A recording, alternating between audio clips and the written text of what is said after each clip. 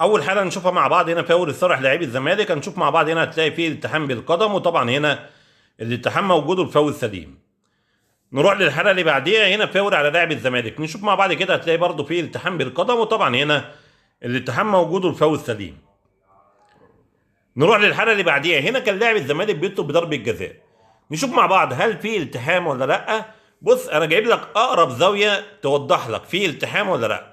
الزاويه ديت توضح ان هنا اللاعب ما لعبش على الكوره وعمل التحام في ظهر لعيب الزمالك. طبعا الالتحام بالطريقه ديت ودفع بالطريقه ديت كان لازم حكم الفار يتدخل في اللعبه دي، لان هنا ممكن جدا يبقى في ضربه جزاء للزمالك لو الفار اتدخل. نروح للحاله اللي بعديها، هنا فاول لصالح لاعبي الزمالك. هنشوف مع بعض هتلاقي فيه التحام بالقدم، وهنا الحكم حسب الفاول وادى اللاعب انذار، وطبعا هنا قرار الحكم قرار سليم. نروح للحاله اللي بعديها، هنا فاول على لاعبي الزمالك. نشوف مع بعض هتلاقي فيه التحام بالقدم، وطبعا هنا الالتحام موجود والفاول سليم.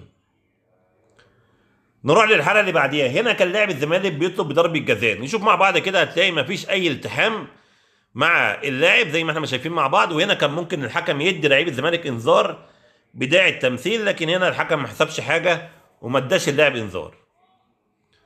نروح للحاله اللي بعديها، هنا فاول على لاعب الزمالك. هنشوف مع بعض كده هتلاقي اللاعب هنا يعني هو ما وقعش، هو اللاعب هنا هو اللي وقع او وقع نفسه قدام المنافس عشان يعمل معاه التحام، وهنا طبعا الحكم حسب الفاول وادى لاعب الزمالك انذار، وطبعا هنا قرار الحكم قرار سليم.